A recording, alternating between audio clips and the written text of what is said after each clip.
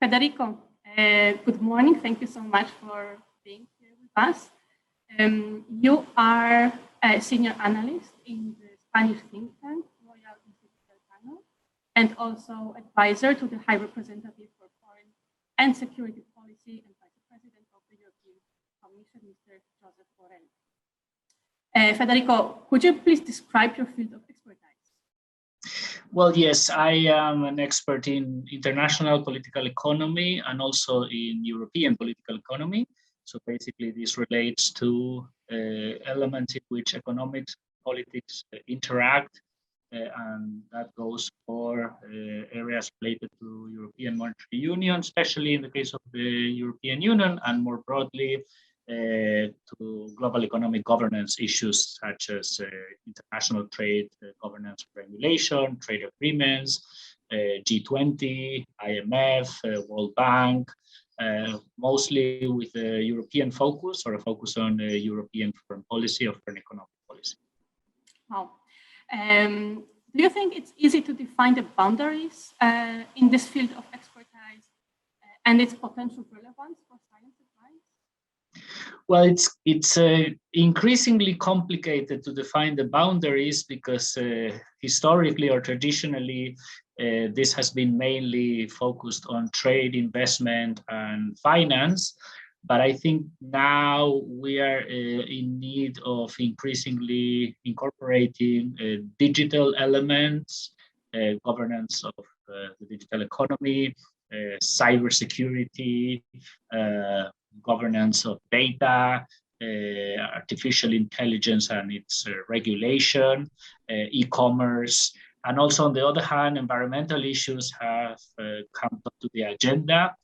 This, of course, is a part of global economic governance through the Paris Agreement, but increasingly there's an interlink between climate and trade issues, energy transition, etc. So I would say that a basic training in economics and politics is a requirement, but it's probably not enough. And there's an increasing need to work in interdisciplinary groups.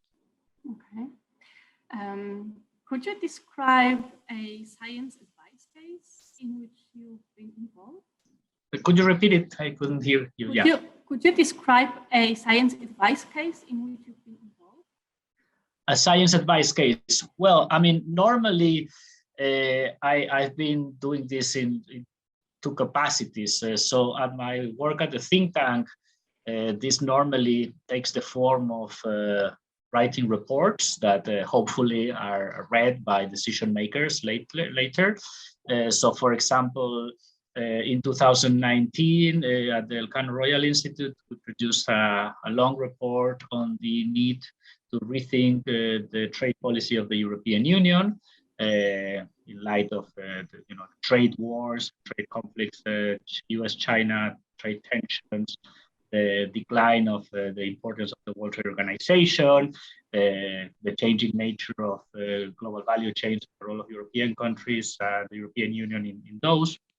So that's normally done through research, interviews with decision makers, some quantitative and qualitative work, discussion of the drafts, the report with closed doors working groups, comments, the report goes back and forth, then it's edited, and then it's normally produced in a website, presented in a public event, and sometimes, explained and disseminated through social media, short videos, and also going to the decision makers to explain to them what were the key ideas. Normally here, it's very important to have a very strong executive summary because decision makers normally don't have a lot of time to read 30 pages. So this is necessary to have, clear ideas that are well explained and are, articulate. It's possible to articulate them in policy proposals, right?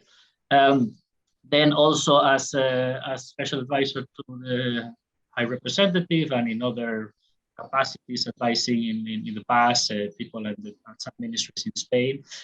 This has been more ad hoc, like specific questions regarding a situation, a position, issues, ideas that can be put forward in meetings, for example, of global economic governance or reform, or more recently, things like the Russian invasion of Ukraine, in which there has been some discussion of the implications of the different sanctions packages that the European Union has been implementing and discussing. So this is more, straightforward, direct. If you want, is more similar to the role that a member of the cabinet of a minister could have in advising quickly on a specific decision that the politician or the policymaker has to make. Okay, thank you so much. Regarding the first case, did you get some feedback that your report actually influenced or impacted the political decisions that were taken? Well, I know that the report was read because of informal comments. At some point, meeting people at the trade ministry in Spain, or at the Elcano has an office in Brussels, and we presented the report in Brussels as well. But I don't know to what extent, I could say that my advice or my report was a guide to the policy. Also, you have to keep in mind that many times within the think tank community, we're saying similar things, so it's not clear, to what extent, you are more or less influential. It's normally important to be, brave and try to propose ideas that are a little bit thinking out of the box. Otherwise, you go with the flow. We all read each other's reports, and of course, we always say, for example, that the European Union has to reinforce multilateral cooperation in trade issues and promote the reform of the WTO. But that's something that we already know that the European Commission is doing, right? So it's more difficult to know for sure.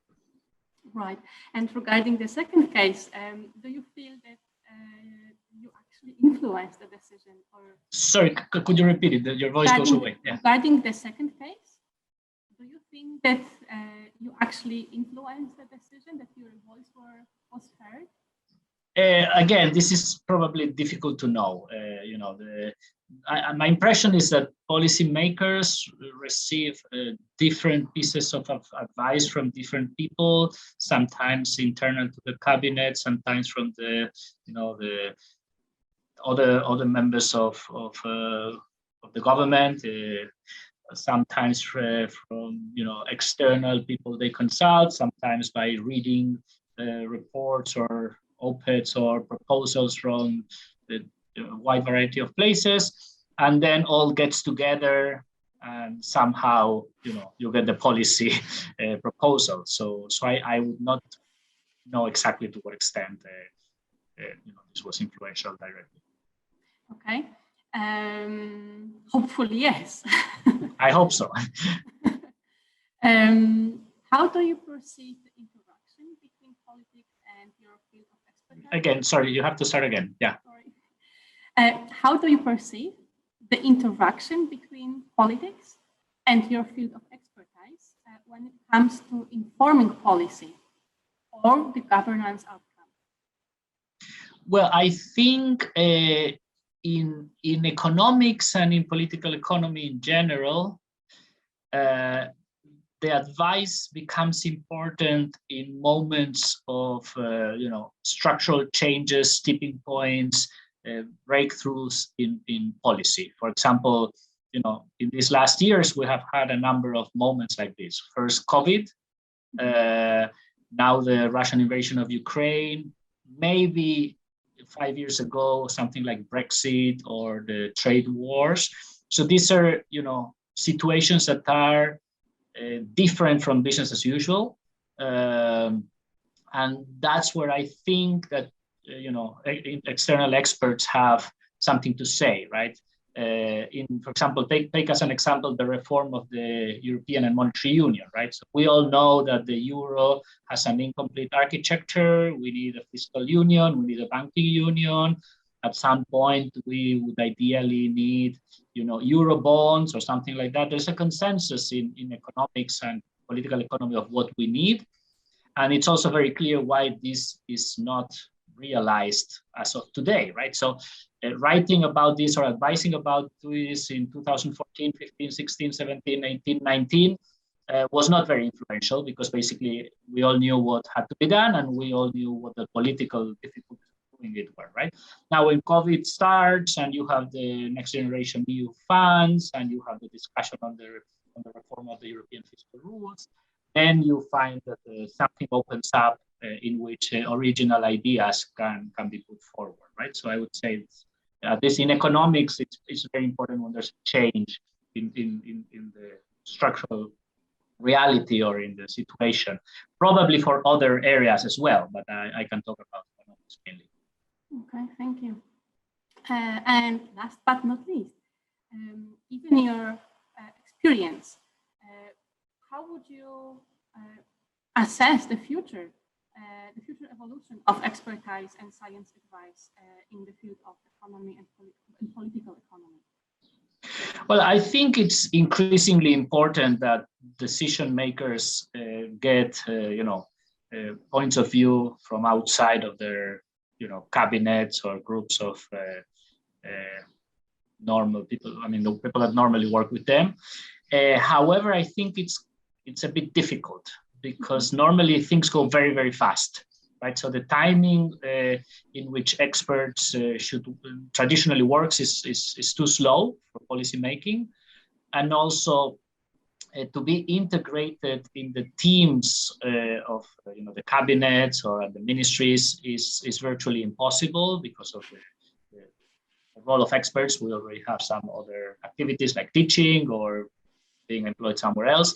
So this is complicated, but I think that we should find ways to incorporate these points of view and to have some channels, because most of the times decision makers, what they don't have is enough time to think long term and in a more strategic manner, and the role of experts could help there. Sure. So to balance these terms, right? Tactic, operational, and strategic. Exactly. Yeah. Normally, at least from my experience, decision makers, are sometimes surpassed by current events in which they have to make a lot of decisions, travel a lot, meet a lot of people. So this element of strategic long-term thinking sometimes is a bit more difficult. Sure. Okay. Thank you so much for sharing with us your experience, your thoughts, and hopefully. People like you, science advisors, are heard and to influence decisions. Thank you so much. Thank you for your interest, and I hope this was useful and informative. Sure, thank you.